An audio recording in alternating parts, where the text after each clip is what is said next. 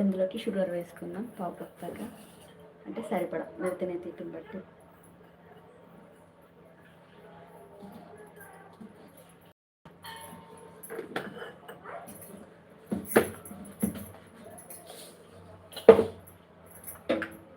అలాగే నెయ్యిలో వేయించిన డ్రై ఫ్రూట్స్ కూడా వేసుకొని మరిగించుకోవాలి.